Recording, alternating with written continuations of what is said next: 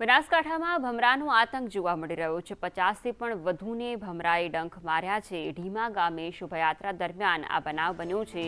50થી વધુ લોકોને ભમરા કરડતા તેઓ ઇજાગ્રસ્ત થયા છે અને આ તમામ ઇજાગ્રસ્તોને સારવાર માટે નજીકની હોસ્પિટલ ખસેડવામાં આવ્યા છે। ફોનલાઈન પર ધવલ જોશી જોડાયા છે। ધવલ, 50થી પણ વધુ લોકોને ભમરા કરડવાની ઘટના બની છે, શું વિગતો?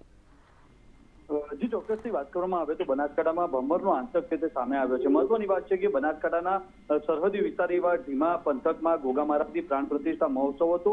આ મહોત્સવને લઈને આજે શોભાયાત્રા યોજાઈ હતી ને તે દરમિયાન જ ભમર છે તે અચાનક ઉડ્યું હતું ને જે શોભાયાત્રામાં જોડાયેલા લોકો છે તેમાંથી 50થી વધુ લોકોને ભમરોના ડંખે ઇજાગ્રસ્ત કર્યા હતા। સમગ્ર ઘટનાને લઈને ઇજાગ્રસ્તો છે તેમને સારવાર અર્થે થરાદની રેફરલ હોસ્પિટલ ખાતે ખસેડવામાં આવ્યા હતા। જો કે કલાકોની સારવાર બાદ અત્યારે તમામ જે ઇજાગ્રસ્તો છે તેમની હાલત છે તે સ્ટેબલ હોવાનું અત્યારે તબીબો છે તે જણાવી રહ્યા છે। જી બિલકુલ ધવલ, આભાર સમગ્ર વિગતો બદલ।